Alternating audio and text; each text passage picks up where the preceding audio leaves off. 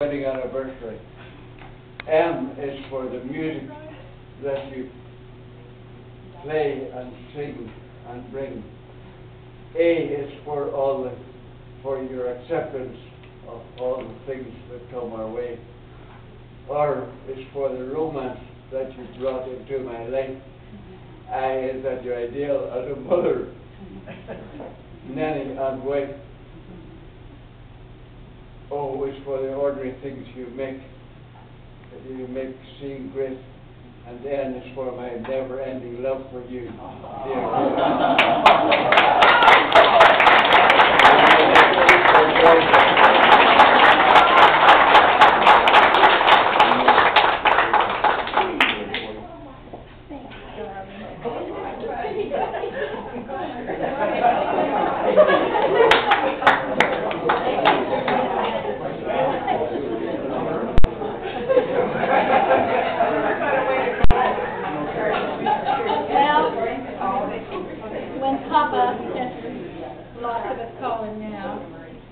Said, I think one day you'll be the mother of my children. I went, oh. Guess who's laughing now? And I have to say that being married to this man has been a road, never a dull moment, never a boring moment, ever. You know, he's kept my life alive, and I guess we've kept each other alive. But honest to goodness, always ready to jump up and do anything. In fact, he took the initiative most times.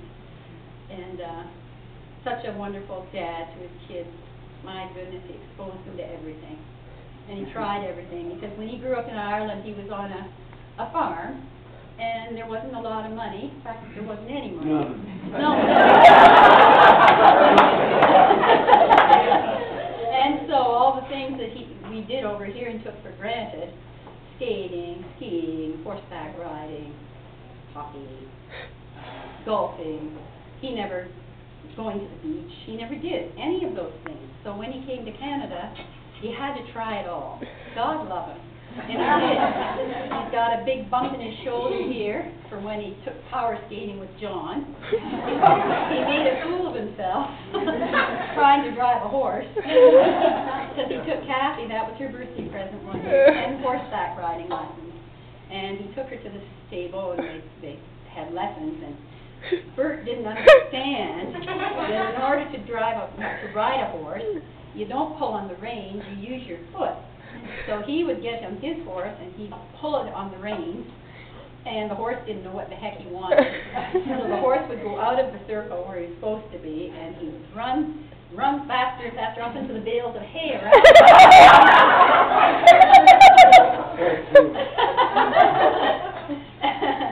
And power skating he took with John. I told you about the shoulder. My mother taught her to skate. She bought him his first pair of skates when we were first married. In fact, I'm not sure we were married. I think it was the Christmas that we got engaged. And took him over to the Essex Arena, and he held onto the wall and onto my mother, and that's how he learned to skate. And when we went to Australia to live for the year on an exchange, Bert was in charge of teaching the Australian kids how to skate.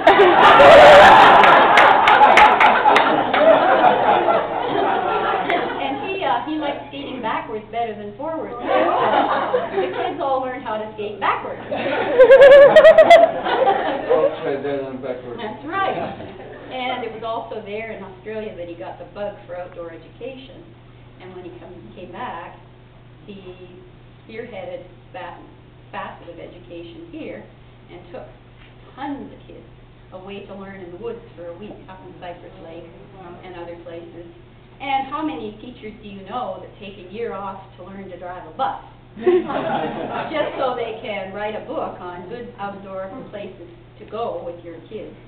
And so he thought, if I drove a school bus, then I could go on all the outdoor trips from different schools and write about them. And so his education leave was spent writing this book for the Board of Education on locales or venues or whatever you want of outdoor ed sites.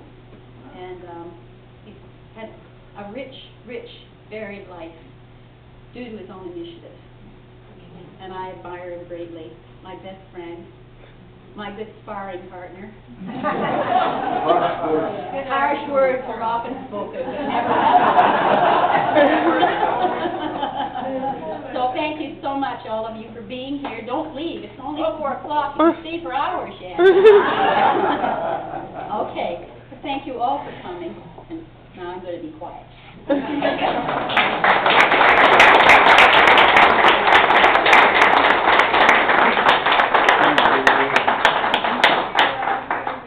Now it's my turn.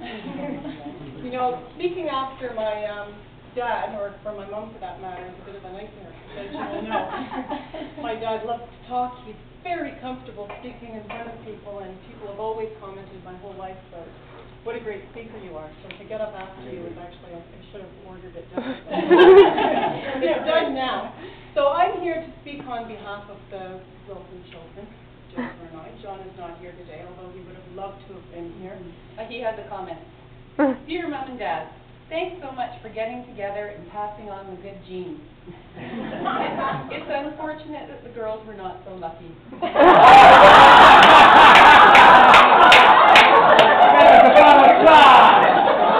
But they sure are cute. Happy 50th love, John.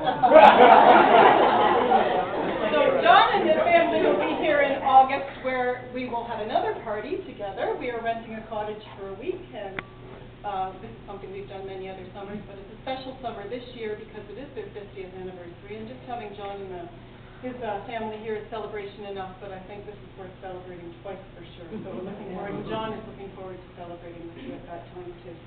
I think we all know that as you get older, you appreciate, I think, a lot of things that you don't appreciate, or you don't acknowledge when you're younger, and certainly as I've grown older, I've many, many times reflected on the wonderful childhood that I had and the wonderful parents that Jennifer, John, and I were lucky enough to have, and the wonderful life that they provided for us and the example that they have set for us throughout their whole life, their 50 years together. Anthony and I have been married for 21 years now, so I certainly understand that a marriage such as yours is something that takes work. You chose people that, you know, obviously made a wonderful choice, but at the same time, you've taught us also, I think, what's involved in having a relationship that can last that long. And I think that to be together for 50 years is an amazing thing, but I think to be together for 50 years and have had the rich life that you and Dad have had and shared with us and many of your friends and our family is another thing on top of that. And so for that, we all are just so grateful. And feel so lucky to have shared with you. And it's remarkable, I think, really, that the life that you did share together and how much you packed into 50 years of marriage. When I think back just from my own perspective as your daughter, when I remember our childhood, all the beautiful experiences that we had. We didn't have a ton of money. Certainly we didn't live like you did, Dad, when you were in Ireland, but we were not wealthy people, and yet that never stopped us really from having a wealth of experiences, and you taught us that really is what matters in life, not the material things, but the things that you do when you share together. And I know Jennifer was reflecting with me about some of the things that stand out in her mind, and she wanted to just mention a few of them. Just to talk further about experiences.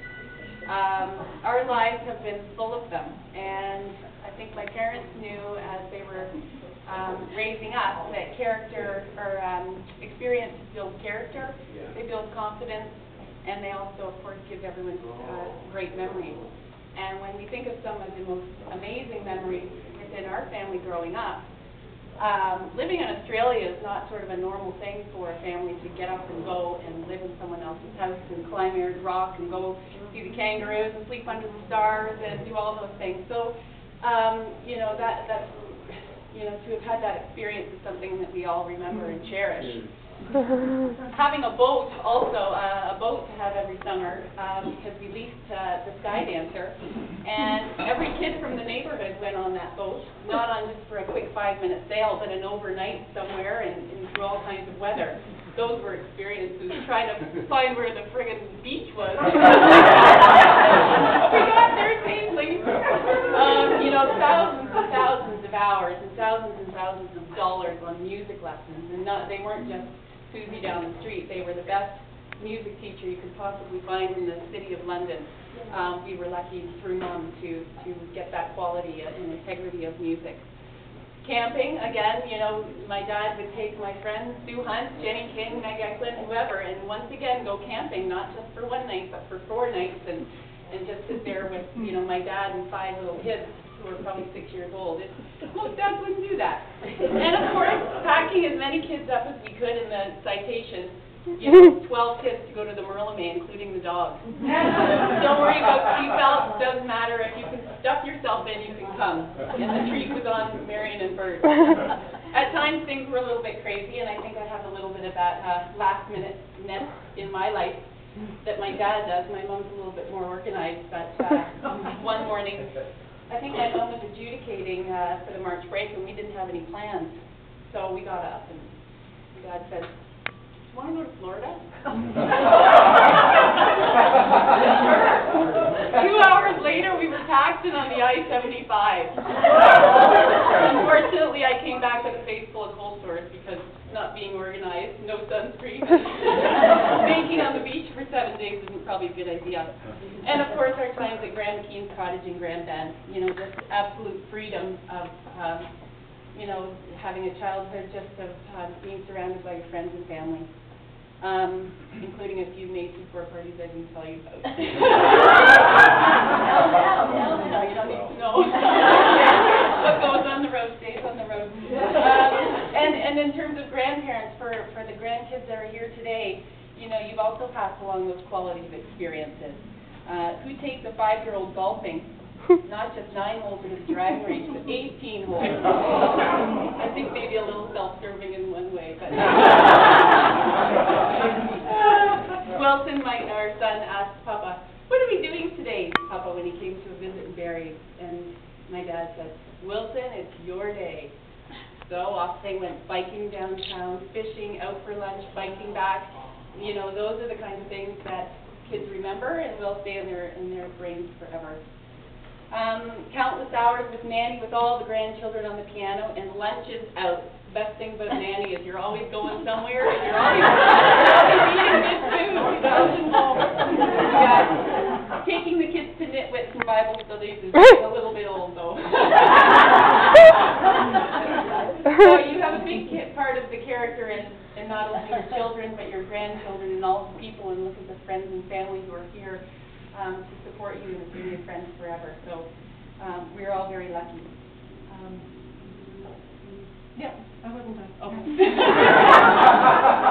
I won't say much more.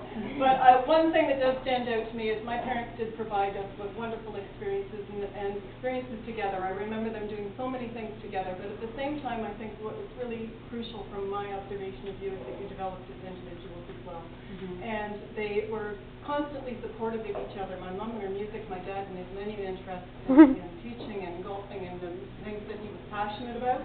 And yet at the same time, you'd be back together again as a couple enjoying all that life had to offer. And that's a lesson that I think all of your children have learned and to remember in our own lives. My dad has already alluded to the story that we heard many, many times that never a harsh word was spoken. And as you said, there were harsh words occasionally spoken in our home, but I think what we learned from you about communicating is honesty. About being honest about how you feel, even if sometimes that does mean that a harsh word is spoken. That it comes from the heart, and that you, yeah, no, that's right. And so from you, you set an example of a life filled with lots of laughter, the expression of honest feelings, and just enjoying all that life has to offer. And for that, we thank you, and your grandchildren thank you because we've learned from you. Thanks. Thank you.